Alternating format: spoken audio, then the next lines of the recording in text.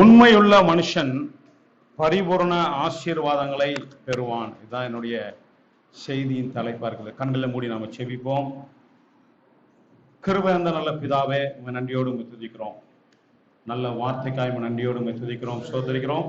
இந்த வார்த்தையின் மூலமாய் நீர் எங்களோடு கூட பேசுவீராக.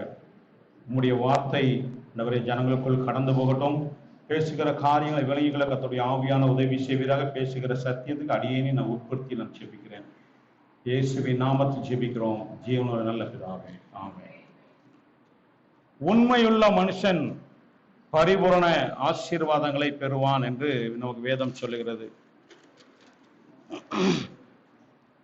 ஆண்டவர் நம்மளை ரட்சித்து நம்மளை வேறுபிரித்து அழைத்திருக்கிறார். என்னை தேடுங்கள், உங்களுக்கு எல்லா விதமான ஆசீர்வாதங்களையும் நான் தருவேன் என்றோ, இல்லைன்னா எனக்கு கொடுங்கள், நான் உங்களுக்கு எல்லா விதமான ஆசீர்வாதங்களையும் நான் உங்களுக்கு தருவேன் என்றோ, நீங்கள் ஜெபியுங்கள், உங்களுக்கு நான் எல்லா விதமான ஆசீர்வாதங்களையும் தருவேன் என்றோ ஆண்டவர் சொல்லவில்லை. எவ்வளவுக்கு எவ்வளவு ஆண்டவரை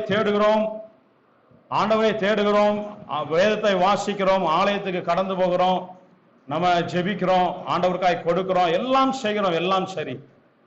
ஆனாலும் உண்மையுள்ள மனுஷனை மாத்திரமே ஆண்டவர் ஆசீர்வதிக்கிறார் என்று நமக்கு வேத வசனங்கள் சொல்லுகிறது.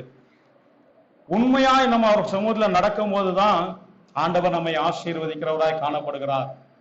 வெறும் ஜெபிக்கிறதுனாலோ, ஆண்டவருக்காய் கொடுக்கிறதுனாலோ, ஆலயத்துக்கு போகிறதுனாலோ எல்லா விதமான ஆசீர்வாதங்களும் நமக்கு வந்து சேர்கிறதில்லை.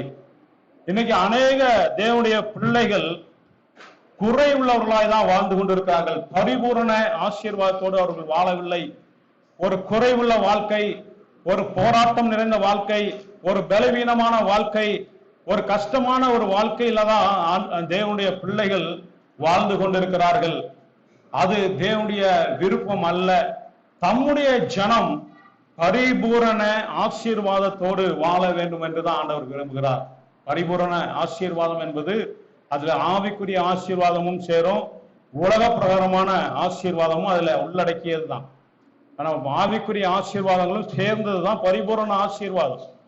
அப்ப பரிபூரண ஆசீர்வாதத்தோடு இன்னைக்கு தேவனுடைய பிள்ளைகள் வாழுகிறார்கள் என்றால், இன்னைக்கு அநேக ஜனங்கள் பரிபூரண ஆசீர்வாதத்தோடு வாழவில்லை என்றுதான் அர்த்தம்.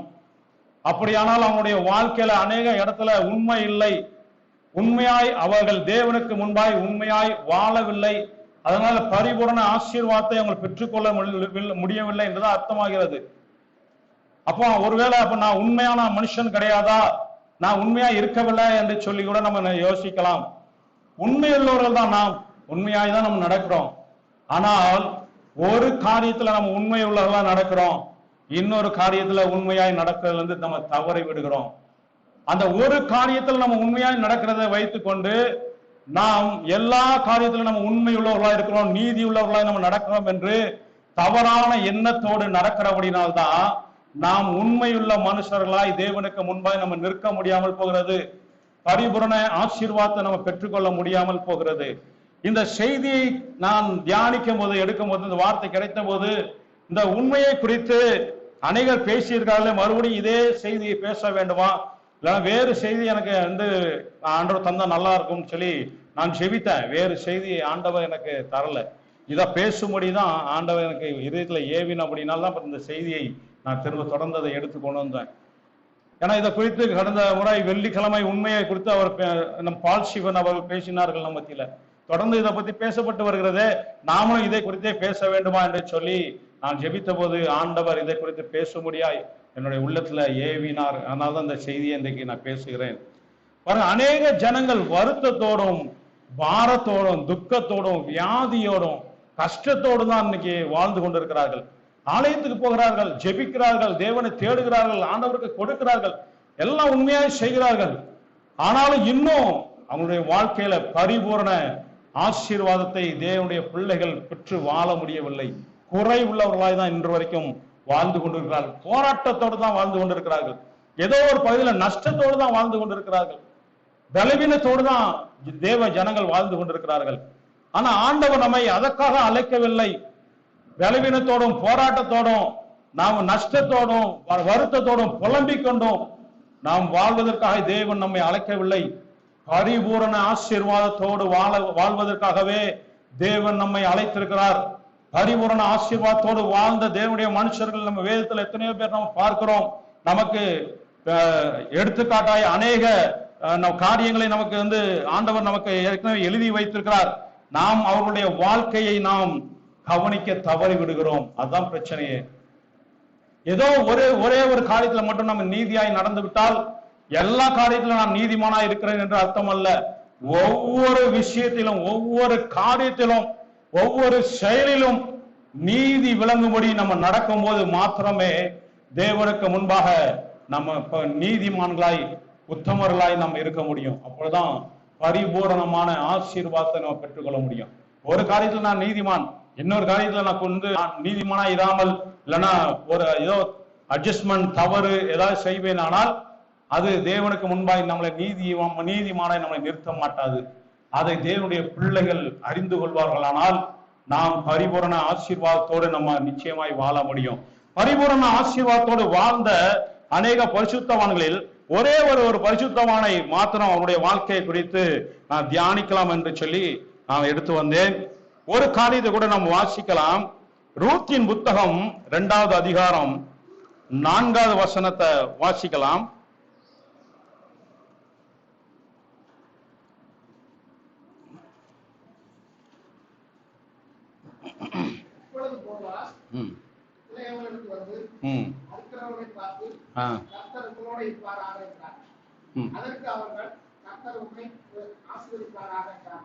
போதும் பாருங்க.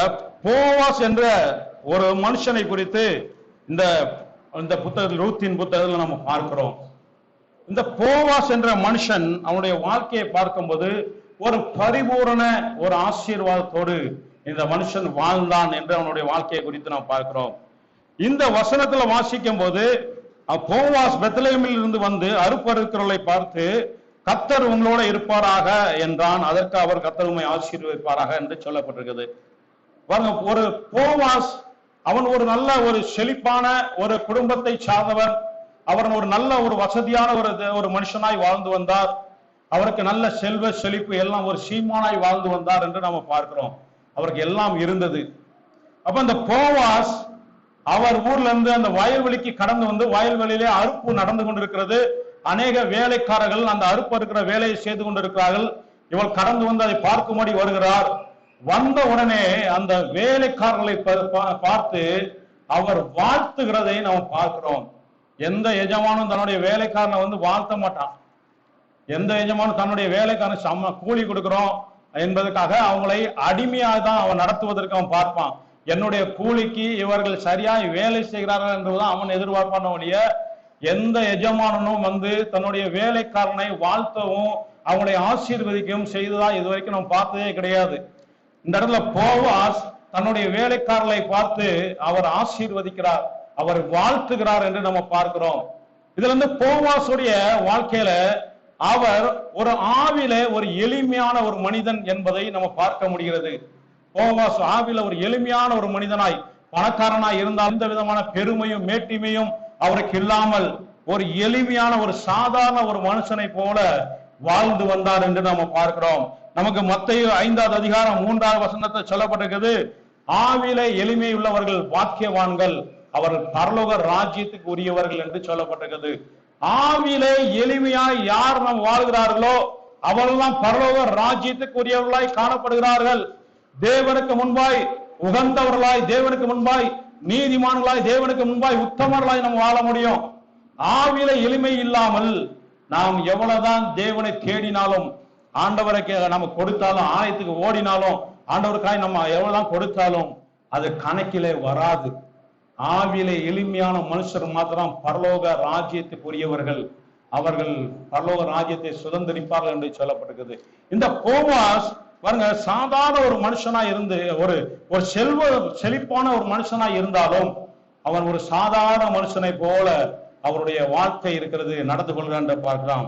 ஆண்டவராகிய இயேசு கிறிஸ்து அவர் சர்வ வல்லமையுள்ள தேவனாய் இருந்தாலும் அவர் எல்லாம் வல்ல தேவன். அவர் வானத்தை, அவர் பரலோக ராஜ்யத்துல இருந்து அவர் நமக்காய் பூமியில இறங்கி வந்து ஒரு சாதாரண மனுஷனை போல அவர் வாழ்ந்தார், ஒரு எளிமையான மனுஷனை போல வாழ்ந்தார். அவர் எந்த இடத்திலும், அவர் வாழ்ந்த காலம் முழுவதும் எந்த இடத்திலும் தான் தேவன் அந்த தனக்கு அதிகாரம், சகல அதிகாரம் இருக்கிறது என்று சொல்லி யாரையும் அவர் பயமுறுத்தவில்லை என்று நம்ம வேதத்துல வாசிக்கிறோம். அவர் யாரையும் பயமுறுத்தாமலும் என்று சொல்லப்பட்டிருக்கிறது. ஒருவரையும் அவர் பயமுறுத்தாமலும் ஒருவரையும் அவர் வையாமலும் அவர் வாழ்ந்து வந்தார் என்று பார்க்கிறோம். ஆண்டவர் நம்மட்டையும் ஆண்டவர் அப்படிப்பட்ட ஒரு வாழ்க்கையை தான் ஆண்டவர் எதிர்பார்க்கிறார். ஒரு எளிமையான வாழ்க்கையை. நமக்கு ஒருவேளை இருக்கலாம், எல்லாம் இருக்கலாம், செல்வம் இருக்கலாம், இல்லாமல் போகலாம். ஆனாலும் ஒரு எளிமையான வாழ்க்கை, ஆவியிலே ஒரு எளிமை உள்ளவர்களாய் வாழ வேண்டும் என்று தான் ஆண்டவர் விரும்புகிறார். நமக்காக ஒருவேளை நமக்கு எல்லாம் இருக்கலாம், நமக்கு கீழே உள்ளவர்களை நம்ம எப்படி நடத்துகிறோம், எளிமையானவர்கள்ட்ட நம்ம எப்படி நடந்து கொள்கிறோம், ஏழைகள்கிட்ட நம்ம எப்படி நடந்து கொள்கிறோம் என்பது ரொம்ப முக்கியமான ஒரு காரியம். போவாஸ் அதை அவர் வாழ்க்கையில அவர் செய்து காட்டினார், நிரூபித்தார் என்று நம்ம பார்க்கிறோம். போவாஸ் அந்த வாழ்க்கையை வாழ்ந்தார், ஆவியில எளிமை உள்ளவராய் வாழ்ந்தார். அவருக்கு எல்லாம் இருந்தாலும் அவர் அதிகார தோரணை வெளியே காண்பிக்கவில்லை. அவர் அதிகாரத்தோடு எந்த இடத்திலும் நடக்கவில்லை. அவர் எளிமையா யாரையும் அவர் வையவில்லை. அவர் யாரையும் அதிகார தோரணையில் அவர் நடத்தவில்லை என்று நம்ம பார்க்கிறோம். எளிமையாய் அவர் வாழ்ந்தார் என்று பார்க்கிறோம். ஆண்டவராக இயேசு கிறிஸ்துவுடைய வாழ்க்கையை அவர் அப்படியே தன்னுடைய வாழ்க்கையில பிரதிபலித்தார் என்று நம்ம பார்க்கிறோம். இதுதான் தேவனுக்கு முன்பாய் நம்மை ஒரு நீதிமானாய், ஒரு உண்மையுள்ள மனுஷனாய் நிறுத்த முடியும். ஆவியில நம்ம எளிமை உள்ளவர்களாக நம்ம வாழுகிறோமா, இல்லைன்னா நம்ம எப்படிப்பட்ட வாழ்க்கையை நம்ம வாழ்ந்து கொண்டு இருக்கிறோம் என்பதை நம்ம கொஞ்சம் யோசித்துட வேண்டும். சங்கீதம் 25:9 வசனத்தை வாசிக்கும் போது, சங்கீதம் 25:9 வாசிக்கலாம்.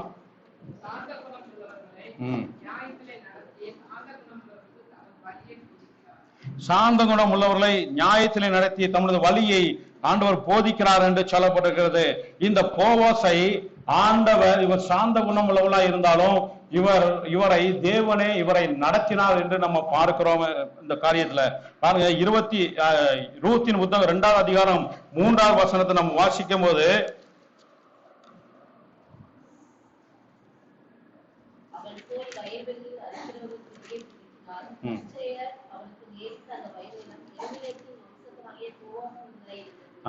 அவர் தேவன் ஒரு திட்டத்தோடு அவரை நடத்தினார் என்று நம்ம பார்க்கிறோம். சாந்த குணம் உள்ளவராக இருக்கிறபடினால் நாம ஏமாற்றப்படுவோம், வஞ்சிக்கப்படுவோம் என்று சொல்லி நாம் பயப்பட தேவையில்லை. இல்லைன்னா எளிமையான நம்ம ஆவிய உடையவர்களா இருக்கிறபடினால் எல்லாரும் நம்மளை ஏமாற்றி விடுவார்கள், நம்மளை வஞ்சித்து விடுவார்கள், நம்ம மோசம் போக்கப்படுவோம் என்று சொல்லி நாம் பயப்பட வேண்டிய அவசியம் இல்லை. பரத்திலிருந்து ஒருவனுக்கு ஒன்று கொடுக்கப்படாவிட்டால் ஒருவனும் ஒன்றும் பெற்றுக்கொள்ள முடியாது என்று ஆண்டவராக இயேசு சொன்னார். பரத்திலிருந்து நமக்கு வருவதை ஒருவனாலும் தடை செய்ய முடியாது. பரத்திலிருந்து நமக்கு ஒன்று கொடுக்கப்படாவிட்டால் அதை நாம் பெற்றுக்கொள்ளும்படி எதையுமே நம்ம செய்யவும் முடியாது என்பதை தேவனுடைய பிள்ளைகள் நாம் அறிந்திருக்க வேண்டும். ஏன்னா பரத்திலிருந்து நம்மை நடத்துகிறது பரலோக ராஜ்யம். நம்மை நடத்துகிறவர் தேவனாகிய கர்த்தர் நம்மை நடத்தி கொண்டிருக்கிறார். அப்படி இருக்கும் போது நாம் எளிமையாய் நடக்கிறதுனாலோ, நாம் ஆவில எளிமை உள்ளவர்களா இருக்கிறதுனாலோ, இல்ல சாந்த குணமாய் நம்ம நடந்து கொள்கிறதுனாலோ நம்மை ஒருவரும் ஏமாற்ற முடியாது. நம்ம ஏமாற்றி விடுவார்கள் என்ற பயம் நமக்கு தேவையில்லை. சில குடும்பத்திலேயே அப்படிப்பட்ட எண்ணங்கள் உண்டு. நாம் அமைதலாய் போனால் நம்முடைய மனைவியை நம்மளை ஏற்றி விடுவாளோ, பேசி விடுவாளோ என்று சொல்லி ஒரு பயம் இருக்கிறது.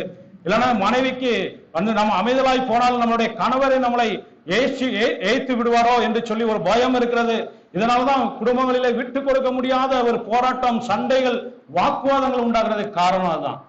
ஆவியில எளிமையா இருக்கிறதுனால, நம்ம சாந்தமா இருக்கிறதுனால நடந்து கொண்டால் நம்மை இவர் ஏமாற்றி விடுவாரோ, இல்லைன்னா இவர் நம்மளை அடிமைப்படுத்தி விடுவாரோ, இல்லைன்னா இவள் நம்மை அடிமைப்படுத்தி விடுவாரோ என்று சொல்லி குடும்பங்களிலே இந்த இப்படிப்பட்ட பயங்கள் இருக்கிறபடினால்தான் நாம பரிபூரண ஆசீர்வாதத்தை நம்ம பெற்றுக்கொள்ள முடியாமல் போகிறது.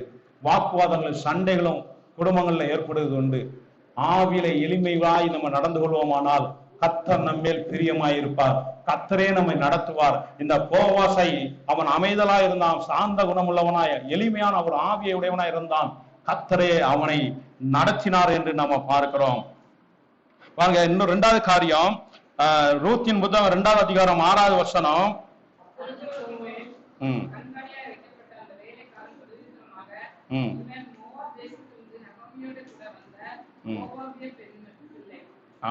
பாருங்க, இந்த போவாஸ் ஒரு இரக்க குணம் உள்ளவனாய் காணப்பட்டார் என்று நம்ம பார்க்கிறோம்.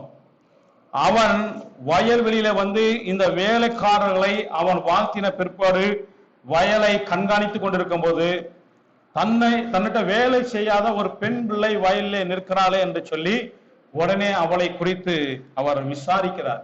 அது யார் அந்த பெண் பிள்ளை என்று சொல்லி, நம்ம வயல்வெளியில இருக்கிற இந்த பெண் பிள்ளை யார் என்று சொல்லி விசாரிக்கிறார் என்று நம்ம பார்க்கிறோம். அவன் பாருங்க, ஒரு இரக்க குணம் உள்ளவராய் உணரப்படுகிறார், ஒரு விசாரிக்கிறவராய் இந்த போவாஸ் காணப்படுகிறார் என்று நம்ம பார்க்கிறோம். மத்தேயு 5வது அதிகாரம் 7வது வசனம் என்ன சொல்லுகிறார்? சொல்லப்பட்டிருக்கிறது, இரக்க குணம் உள்ளவர்கள், இரக்கம் பாக்கியவான்கள், அவர்கள் இரக்கம் பெறுவார்கள். அதாவது இரக்கம் உள்ளவர்கள் பாக்கியவான்கள், அவர்கள் இரக்கம் பெறுவார்கள் என்று சொல்லப்பட்டிருக்கிறது. இரக்க குணம் உள்ள மனுஷன் அவன் நிச்சயமாய் இரக்கம் பெறுவான், அவன் தயவு பெறுவான்.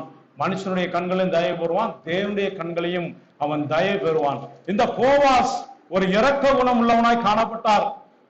அவர் அந்த ஸ்திரியை குறித்து விசாரித்ததும் அல்லாமல் அவளுக்கு ஆறுதல் சொன்னாள் என்று பார்க்கிறோம். அவளுக்கு உடனே தேவையான காரியம் என்னவோ அது எல்லாத்தையும் அவர் செய்தார் என்று நாம் பார்க்கிறோம். நீ வேற எங்கும் போக வேண்டாம், இந்த வயலிலே நீ அறுக்கிறவர்களோட கூட நீ இருந்து எல்லாத்தையும் நீ அறுத்து தீர்ந்து கொள், நீ தேவையான நீ எடுத்துக்கொள் என்று சொல்லி அவளுக்கு ஒரு முழு சுதந்திரத்தை அந்த இடத்துல அந்த காரியத்தை அவர் செய்தார் என்று பார்க்கலாம். இது எல்லாம் தற்செயலாய் நடந்தது போல இருந்தாலும் இது எல்லாமே தேவனுடைய திட்டத்தின்படி நடந்து கொண்டிருக்கிறது. போவாஸ்க்கு அது அப்ப தெரியாது, இது தேவனுடைய திட்டமாக தான் நடக்கிறது தெரியாது. அவருடைய சுவாபத்தை தான் வெளிப்படுத்தி கொண்டிருக்கிறார். ஆனால் அந்த இடத்துல தேவனுடைய திட்டம் அது செயல்பட்டு கொண்டே இருந்தது, நடந்து கொண்டே இருந்தது நம்ம பார்க்கிறோம். இவர் அந்த ஸ்திரீக்கு இரக்கம் பாராட்டுகிறார். அந்த ஸ்திரீக்கு ஒருவேளை இரக்கம் பாராட்டாமல் அது யார், அவள் இங்கே ஏன் வேலை செய்யறா, இங்க வரக்கூடாது, அவளை துரத்தி விடுங்கள், விரட்டி விடுங்கள் என்று சொல்லி ஒருவேளை விரட்டி இருந்தால் போவாசுக்கு தேவனுடைய திட்டத்தை நிறைவேற்றுவதற்கு போவாசே தடையா இருந்திருக்கலாம், அவருடைய சுவாபமே தடையா இருந்திருக்கலாம்.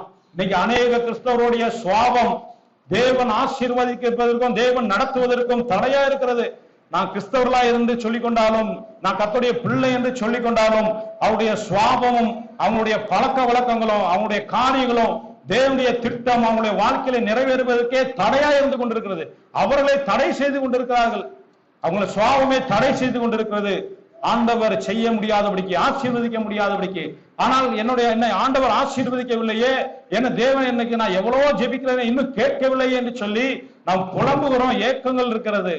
ஆனால் தேவனுடைய திட்டம் நம்மில் நிறைவேறாதபடிக்கு நம்முடைய சுவாபங்களும் நம்முடைய காரியங்களும் நான் எல்லாம் தடை செய்து கொண்டிருக்கிறதை நம்ம அறியாமல் இருக்கிறோம். இந்த போவாஸ் அவர் யதார்த்தமாய் செய்கிறார், யதார்த்தமாய் அவருடைய சுவாபத்தை அவர் வெளிப்படுத்தி கொண்டிருக்கிறார். அவர் இயற்கையாகவே இரக்கமுள்ளவர். நம்முடைய ஆண்டவராய் கர்த்தர் இரக்கமுள்ளவராய் இருக்க அப்படின்னால்தான் இன்னைக்கு நாம் அவருடைய சமூகத்துல அவருடைய பிள்ளைகளாய் உட்கார்ந்து நம்ம ஆராய்த்து கொண்டிருக்கிறோம். அவர் மட்டும் இரக்கத்துல குறைவுள்ளவராய் இருக்கிறாரானால், வெறும் நீதியை செலுத்துகிற தேவனாய் இருப்பாரானால் நாம் இன்னைக்கு உயிரோடு கூட இருக்க முடியாது, அவருடைய சமூகத்துல இருக்க முடியாது. எத்தனை முறை நம்ம பாவம் ரட்சிக்கப்பட்ட பிற்பாடு கூட எத்தனையோ தடவை நம்ம தவறுகள் செய்திருக்கிறோம், எத்தனையோ தேவனுக்கு பிரியமில்லாத காரியங்களை செய்திருக்கிறோம், எத்தனையோ மீறுதல்களை நாம நடப்பித்துக் கொண்டிருக்கிறோம். ஆனாலும் எல்லாவற்றையும் மன்னித்து அவர் இரக்க குணம் உள்ளவராய் இருக்கிறபடினால் தேவன் நம்மை இதுவரைக்கும் நமக்கு உதவி செய்து இறங்கி இருக்கிறார். உபாகமம் 4வது அதிகாரம் 31வது வசனத்தை வாசம்.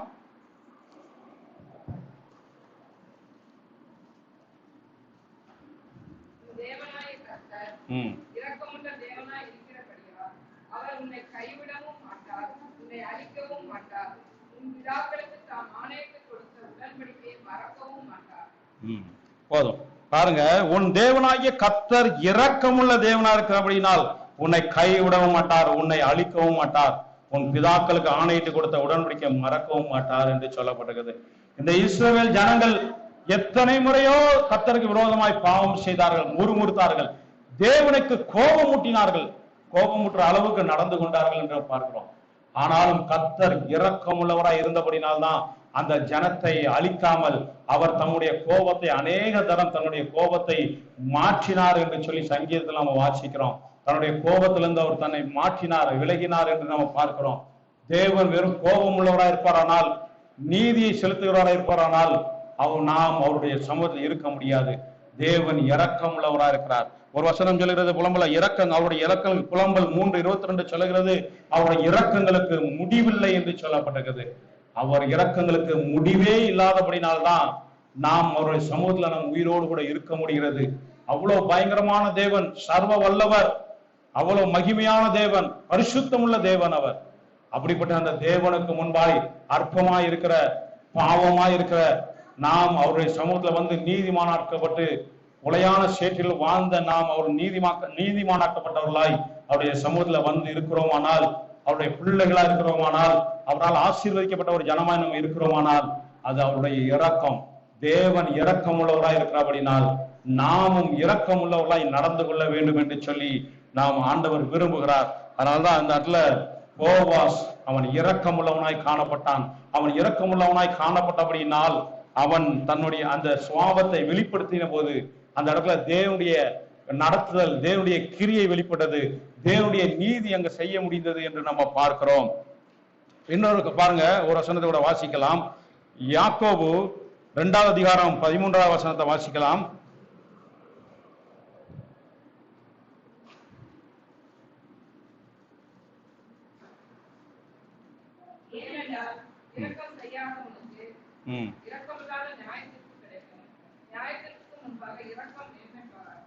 நியாய தீர்ப்புக்கு முன்பாக இரக்கம் மேன்மை பாராட்டும் என்று சொல்லப்பட்டிருக்கிறது. நாம் இரக்கம் உள்ளவர்களா இருந்து நம்ம அநேகருக்கு நம்ம இறங்கும் போது அந்த இரக்கமே நியாய தீர்ப்புக்கு முன்பாக அது வந்து நின்று நம்மை பாதுகாக்கும் என்று சொல்லப்படுகிறது. பாருங்க, அதனால நீங்கள் இரக்கம் உள்ளவர்களாய் நீங்க காணப்படும் போது நிச்சயமாகவே உங்களை கர்த்தர் ஆசீர்வதிக்கிறவராய் காணப்படுகிறார். நம்ம இறங்குகிறதுனால் ஒன்றும் குறைந்து போவதில்லை. நம்ம இறங்குகிறதுனால் நமக்கு எல்லாம் குறைந்து போகுமோ, நமக்கு எல்லாம் நம்ம விட்டு போய்விடுமோ என்று சொல்லி நாம பயப்பட தேவையில்லை. நிறைவாய் ஆசீர்வதிக்கிறவர், நிறைவாய் பலனை தருகிற தேவன் நம்மோடு கூட இருக்கிறார். நிறைவான தேவனை நம்ம ஆராய்த்து கொண்டு, குறைவுள்ள தேவனை அல்ல, நிறைவான தேவனை நம்ம ஆராய்த்து கொண்டிருக்கிறோம். அவருக்கு முன்பாய் வந்து நிற்கிறோம். நிறைவான ஆசீர்வாதத்தை அவர் நமக்கு தருவதற்கு அவர் போதுமானவராக இருக்கிறார் என்று நம்ம அறிந்திருக்க வேண்டும். 3வது காரியம் வாசிக்கலாம். ரூத்தின் புத்தகம் 3வது அதிகாரம் 14வது வசனம்.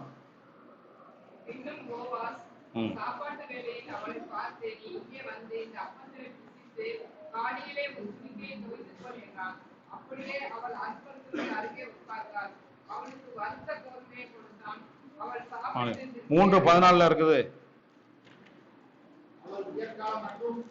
ம், ஆ 3:14. அதான்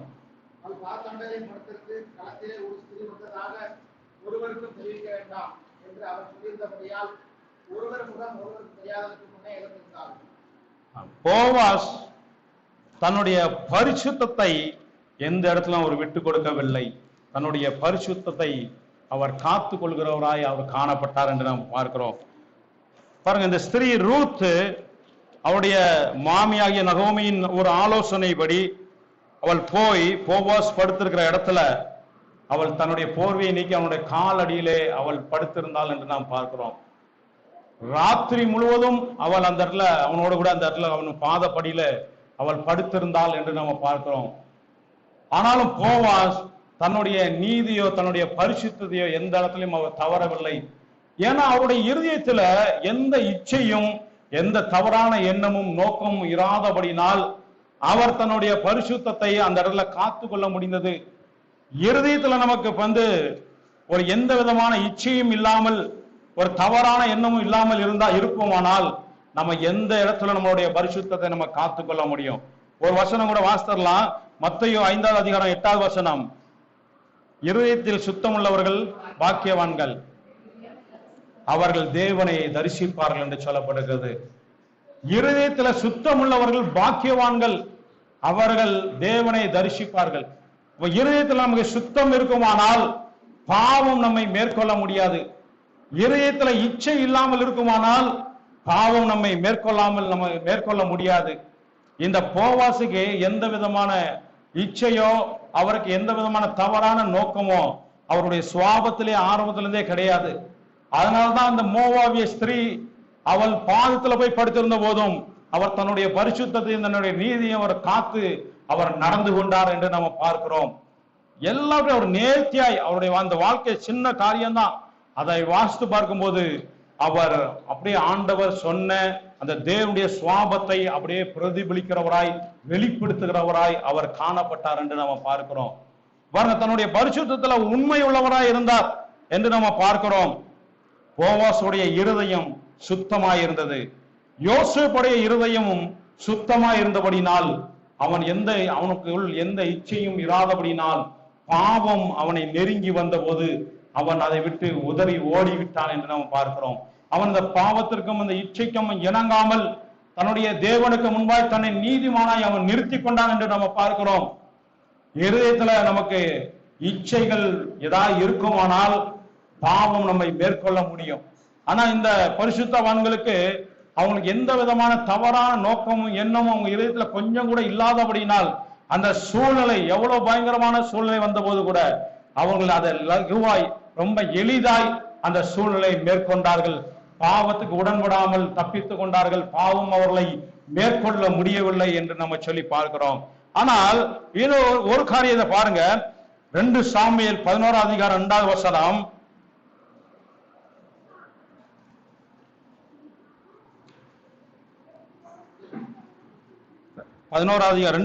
ரெண்டு சாமுவேல் 11:2 தாவீதை குறித்து இந்த இடத்துல சொல்லப்பட்டிருக்கிறது.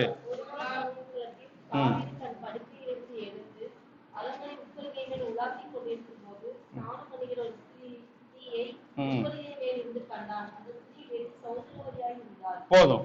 தாவீது இந்த இடத்துல அவனுடைய அரண்மனையில உப்பைக்கில் இருந்து அவர் உலாவிக் கொண்டிருக்கும் போது அவர் ஒரு ஸ்திரியை காண்டார் என்று பார்க்கலாம். அந்த ஸ்திரீ அவருடைய பார்வைக்கு வெகு சௌந்தரியமாய் காணப்பட்டாள்.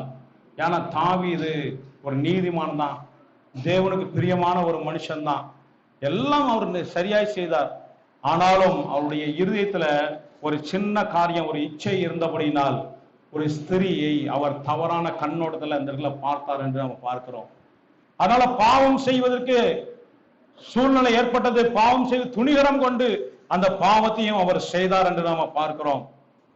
அதனால ஒரு காரியத்துல நம்ம நீதிமானா இருக்கலாம், அதுக்காக நான் எல்லாவற்றிலும் நீதிமான் என்று சொல்ல முடியாது. தாவீது எல்லா காரியத்திலும் நீதிமானா இருந்தார். ஆனா இந்த ஒரு காரியத்துல அவர் தவற விட்டார், தன்னுடைய மதியை தவற விட்டார் என்று பார்க்கிறோம். கர்த்தருக்கு குறித்து அவருக்கு பயம் இருந்தது, எல்லாவற்றையும் நீதியா நடப்பித்தார். தேவனுக்கு பயந்த ஒரு மனுஷன் தான், அவருக்கு இருதயத்துக்கு பிரியமான ஒரு தேவனுடைய மனுஷன் தான். எல்லாவற்றையும் நேர்த்தியாய் அவர் செய்து வந்தாலும் அவருடைய இருதயத்துல ஒரு சின்ன இச்சை அவரை பாவம் செய்வதற்கு தூண்டியது என்று நம்ம பார்க்கிறோம். வழிய போய் தானே மாட்டிக்கொள்கிறார், வலையில சிக்கிக் கொள்கிறார் என்று பார்க்கிறோம். ஏன்னா இச்சையானது பாவத்தை பிறப்பிக்கும். இச்சை நமக்குள்ள இருக்குமானால் அது கட்டாயம் பாவத்துல கொண்டு போய் முடியும்.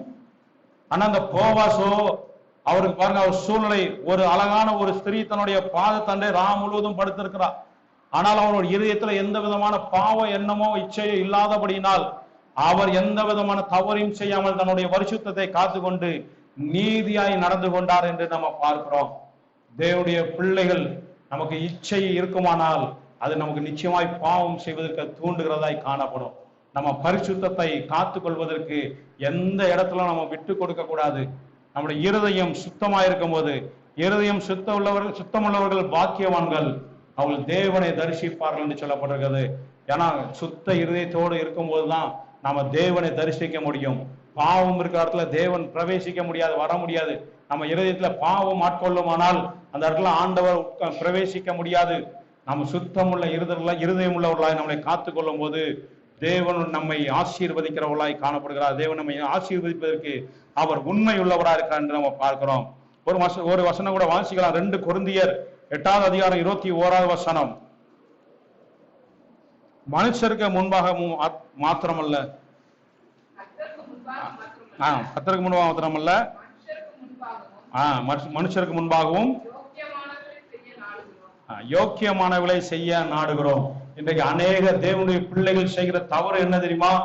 தேவனுக்கு முன்பாய் மாத்திரம் யோக்கியமாய் நடந்தால் போதும், உலகத்தில் உள்ள பலகிற ஜனங்களுக்கு முன்பாய் நான் யோக்கியமானவளை செய்வதற்கு அவசியம் இல்லை என்று சொல்லி நினைக்கிறார்கள்.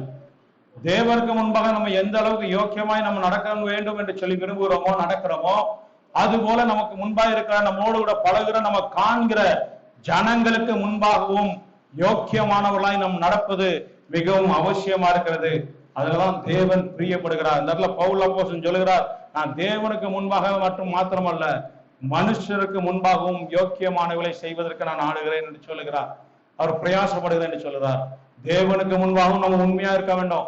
மனுஷனுக்கு முன்பாகவும் நம்ம உண்மையாய் நம்ம இருக்கும்போதுதான் நம்ம சுத்தம் உள்ளவர்களாய், நம்ம நீதிமான்களாய், உண்மை உள்ளவர்களாய் நம்ம தேவனுடைய சமூகத்துல நம்ம வந்து நிற்க முடியும். இன்னொரு காரியத்துல நம்ம பார்க்கலாம். 4வது காரியம், ரூத்தின் புத்தகம் 3வது அதிகாரம் 12வது வசனத்தை வாசிக்கலாம். நான் சுதந்திரவாளி என்பது மெய்தான். ஆனாலும் என்னிலும் இந்திய சுதந்திரவாளி ஒருவன் இருக்கிறான். போதும். அது பாருங்க, ரூத்தை கல்யாணம் செய்வதற்கு, திருமணம் செய்வதற்கு அவர் கேட்டுக்கொள்கிறார். நீர் என்னுடைய சுதந்திரவாளி அப்படின்னு சொல்லி இந்த ரூத் போவாஸ்ட கேட்டுக்கொள்ளும் போது அவர் சொல்கிறார், நான் சுதந்திரவாளி தான், ஆனாலும் என்னை காட்டிலும் இன்னும் ஒருவர் சுதந்திரவாளியா இருக்க, நெருங்கிற ஒரு சுதந்திரவாளி இருக்கிறான். அவன் திருமணம் செய்யாவிட்டால் நான் செய்து கொள்கிறேன் என்று சொல்லி அந்த இடத்துல சொல்லுகிறதை பார்க்கலாம். இதுல இருந்து அவர் பிரமாணத்தை அவர் நிறைவேற்றுவதற்கு அவர் அந்த தன்னுடைய இருதயத்துல ஆயத்தமா இருக்கிறார் என்று பார்க்கிறோம். தேவன் என்ன சட்டத்திட்டம், பிரமாணத்தின் நியாய பிரமாணத்தின்படி என்ன சட்ட திட்டங்கள் சொல்லப்பட்டிருக்கிறதோ அந்த பிரமாணத்தின்படி அது செய்வதற்கு அவர் உறுதியா இருந்தார். சரி, நான் அவர் கேட்ட உடனே நான் திருமணம் செய்து கொள்கிறேன் அப்படின்னு சொல்லி உடனே அவர் சொல்லல. என்னை காட்டிலும் இன்னும் ஒரு நெருங்கிய உறவினர் ஒருவன் இருக்கிறான், அவனிடத்துல கேட்போம். அதான் பிரமாணம், நியாய பிரமாணத்தின்படி அதுதான் செய்ய வேண்டும். அவன் செய்யாவிட்டால், திருமணம் முடிக்காவிட்டால் நான் உன்னை திருமணம் பண்ணிக் கொள்கிறேன் என்று சொல்லி அந்த இடத்துல போவாஸ் அந்த ரூத்தின் இடத்துல சொன்னதை நாம் பார்க்கிறோம்.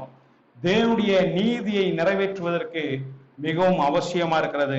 மத்தேயு 3வது அதிகாரம் 15வது வசனத்துல சொல்லும் போது, ஆண்டவராய் இயேசு கிறிஸ்து ஞானஸ்தானம் எடுக்கும்படி யோவான் ஸ்நானத்துல போகும்போது யோவான் ஸ்நானகன் அதை தடை செய்தான்.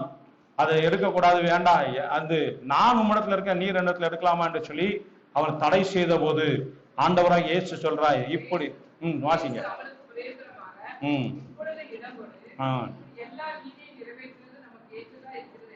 இப்படி எல்லா நீதியையும் நிறைவேற்றுவது நமக்கு ஏற்றதா இருக்கிறது என்று ஆண்டவராக இயேசு சொல்லுகிறார். ஆண்டவராக இயேசு ஞானஸ்தானம் எடுக்க வேண்டிய அவசியம் இல்லை. அவர் தேவன், நம்ம அவருடைய நாமத்துல தான் ஞானஸ்தானம் எடுக்கிறோம், அவருக்குள்ளாக தான் நம்ம ஞானஸ்தானமே எடுக்கிறோம். ஆனாலும் அந்த நீதியை அவர் ஏற்படுத்தினபடினால், அந்த நீதியை அவரே நிறைவேற்றி, அவர் மாம்சத்தில் இருந்தபடினால் அவரே அதை நிறைவேற்றி நமக்கு காண்பித்தார் என்று நம்ம பார்க்கிறோம். இப்படி எல்லா நீதியை நிறைவேற்றுவதற்கு அவசியமா இருக்கிறது. இந்த போவாஸ் தேவனுடைய சட்டத்தின்படி சரியாய், ஆண்டவர் கொடுத்த அந்த நியாய பிரமாணத்தின்படி சரியாய் நடப்பதற்கு அவனுடைய இருதயத்தை பக்குவப்படுத்தி வைத்திருந்தான். அதனாலதான் அவள் கேட்ட உடனே அவன் அந்த நியாய பிரமாணத்துல என்ன விதி சொல்லப்பட்டிருக்கிறதோ அதை சொல்லி அதன்படியே அவன் செய்தான் என்று நாம பார்க்கிறோம். 1 ராஜாக்கள் 15வது அதிகாரம் 5வது வசனத்தை வாசிக்கலாம். 1 ராஜாக்கள் 15வது அதிகாரம் 5வது வசனம்.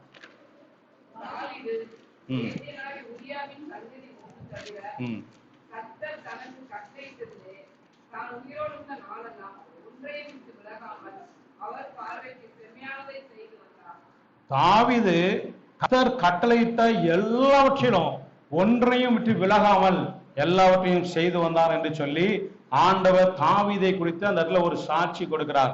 ஆனாலும் அதை விட்டு வைக்கல. உரியாவின் மனைவிடத்துல செய்த அந்த பாவத்தை தவிர என்று சொல்லி அதையும் இந்த இடத்துல குறிப்பிடப்பட்டிருக்கிறது சொல்லப்பட்டிருக்கிறது. இதனாலதான் ஏற்கனவே சொன்ன, ஒரு காரியத்துல நீதி உள்ளவர்களாய் நம்ம இருக்கலாம், இன்னொரு காரியத்துல நீதி தவறும் போது நாம் நீதிமான்களாய், உகந்தவர்களாய், பரிசுத்தம் உள்ளவர்களாய், உண்மை உள்ளவனாய் நாம தேவ சமூகத்துல வந்து நிற்க முடியாது. பாருங்க, தாவீது எவ்வளவு ஒரு பர்ஃபெக்டா, எவ்வளவு நீதியாய் கர்த்தருடைய காரியத்துல அவர் செய்து வந்தாலும் இந்த ஒரு காரியம் வேதத்துல பதிவு செய்யப்பட்ட காலம் முழுவதும் இருக்கிறது. அவருடைய வரலாற்றுல ஒரு கரும் புள்ளியாய் அது மாறினது என்று நாம் பார்க்கிறோம். சின்ன தவறு அவர் செய்த மதியினத்தினால, அவர் செய்த தவறினால், அந்த இடத்துல ஊரியாவின் மனைவியாகிய பத்சேபாள் இடத்துல செய்த பாவத்தை தவிர வேற எந்த தவறையும் அவன் செய்யவில்லை என்று சொல்லி ஆண்டவரே இந்த இடத்துல அவனை குறித்து சாட்சி கொடுத்தார் என்று நம்ம பார்க்கிறோம். அதனால தேவனுடைய நீதியை நம்ம நடப்பிப்பது மிகவும் அவசியமா இருக்கிறது என்பதை அறிந்து கொள்ளணும். கடைசியா ஒரு காரியம், ரூத்தின் புத்தகம் 3வது அதிகாரம் 18வது வசனம் பின்பகுதியை வாசிக்கலாம்.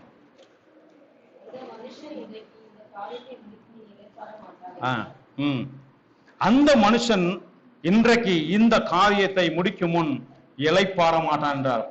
ஒரு காரியத்தை எடுத்துக்கொண்டால் அதை ஒரு பொறுப்பாய், ஒரு ஜாக்கிரதையாய் நடத்துகிறதுல உண்மையுள்ளவனாய் இருந்தார் போவாஸ் என்று நாம பார்க்கிறோம். ஆண்டவர் எப்பவுமே ஒரு காரியத்தை நமக்கு சொல்லிட்டாருன்னா அதை செய்து முடிக்குவதற்கு அவர் ஓய மாட்டார். தேவன் நமக்கு எந்த ஒரு வாக்குத்தத்தத்தை நமக்கு தந்தா சரி, நம்மளோடு கூட உடன்படிக்கை செய்தாலும் சரி, என்ன காரியம் நமக்கு சொல்லியிருந்தாலும் சரி, அதை நிறைவேற்றுவதற்கு வரைக்கும் ஆண்டவர் ஓய மாட்டார். இந்த இடத்துல போவாஸ் அவன் எடுத்த காரியத்துல கொஞ்சம் கூட அஜாக்கிரதையா இல்லாமல் அவன் உடனே விடிந்த உடனே போய் அந்த சுதந்திரவாளியின் இடத்துல போய் கேட்கிறார்.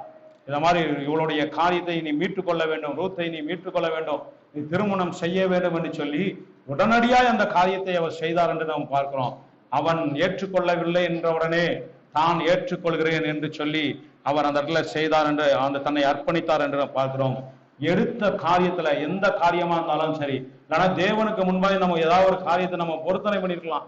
நான் இதை செய்வேன் அதை செய்யறேன் என்று சொல்லி, நான் ஒரு ஊழியத்தை செய்வேன், இல்லைன்னா நான் ஏதாவது ஒரு காரியத்தை செய்வேன் என்று சொல்லி எந்த காரியத்தை நம்ம தீர்மானம் பண்ணியிருந்தாலும் பொறுப்படுத்திருந்தாலும் அந்த பொறுப்புல நம்ம அஜாக்கிரதையா இல்லாமல் நாம் அதை சரியாய் நிறைவேற்றுவதற்கு நாம் உண்மையுள்ளவர்களாய், ஜாக்கிரதையாய், கவனம் உள்ளவர்களாய் நம்ம இருக்கும்போது தேவனுக்கு முன்பாக நம்ம உண்மையுள்ளவர்களாக இருக்க முடியும். இல்லைன்னா நம்ம தேவனுக்கு முன்பாய் குற்றவாளிகளாக இருக்க வேண்டிய ஒரு சூழ்நிலை ஆயிரும். ஆனா தேவனுக்கு முன்பாய் உண்மையுள்ளவர்களாக நம்ம நடந்து கொள்ளும் போது இந்த காரியத்துல அந்த போவாஸ் அவர் உடனடியாக அந்த காரியத்தை செய்து தேவனுடைய அந்த தீர்மானத்தை, தேவனுடைய சித்தத்தையும் அவர் நிறைவேற்றினார் என்று பார்க்கிறோம். இவருடைய சுவாபம், இந்த போவாசுடைய சுவாபம், இவர் அந்த தேவனுடைய சுவாபத்தை அப்படியே வெளிப்படுத்தினபடியினால் தேவனுடைய திட்டம் அந்த இடத்துல நிறைவேறினது. கர்த்தர் போவாசை பரிபூர்ணமாய் அவர் ஆசீர்வதித்தார் என்று நாம பார்க்கிறோம். அதனால உண்மையுள்ள மனுஷன் பரிபூர்ண ஆசீர்வாதத்தை அவன் பெற்றுக்கொள்வான் என்று வேதம் சொல்லுகிறது. உண்மையுள்ளவர்களாய் நம்ம காணப்படும் போது, எல்லா காரியத்திலும் உண்மையுள்ளவர்களாய் நம்ம காணப்படும் போது நிச்சயமாய் நம்ம தேவன் ஆசீர்வதிக்கிறவராய் இருக்கிறார். எல்லாரும் எழுந்து நம்ம செபிக்கலாம்.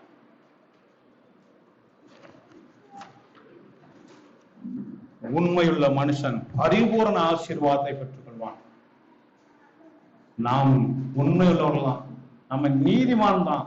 ஆனாலும் சில இடங்கள்ல நம்ம குறை இருக்கிறது. அந்த குறையே நமக்கு ஆசீர்வாதத்தை தடை செய்து கொண்டிருக்கலாம். கர்த்தர் ஆசீர்வதிக்க முடியாமல், ஒரு பரிபூர்ண ஆசீர்வாதத்தை நம்ம பெற்றுக்கொள்ள முடியாமல் நாம் தவித்துக் கொண்டிருக்கலாம், போராடி கொண்டிருக்கலாம், வேதனைப்பட்டு கொண்டிருக்கலாம். எந்த இடத்துல இருந்தாலும், எந்த சூழலும், எந்த இடத்திலும் நாம் எனக்கு என்ன குறை இருக்கிறது என்பதை நாம் நிதானித்து அறிந்து கொள்வோமானால், அதை சரி பண்ணிக் கொள்வோமானால் கர்த்தர் பரிபூர்ண ஆசீர்வாதத்தை நமக்கு தருவதற்கு அவர் உண்மையுள்ளவராக இருக்கிறார். ஹல்லேலூயா, ஹல்லேலூயா, ஹல்லேலூயா, ஹல்லேலூயா, ஹல்லேலூயா, ஹல்லேலூயா, ஹல்லேலூயா, ஹல்லேலூயா, ஹல்லேலூயா,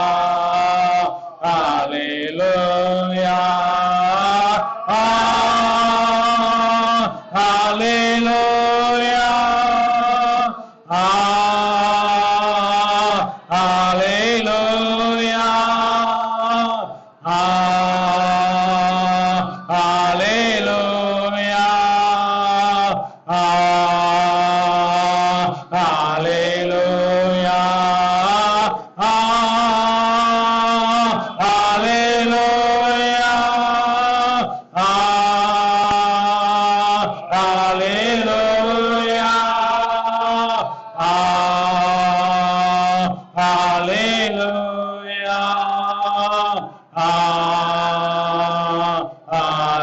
ஹல்லேலூயா, சர்வவல்லமையுள்ள தேவனே, பரலோக பிதாவே, உம்மை நன்றியோடு துதிக்கிறோம், ஸ்தோத்திரிக்கிறோம்.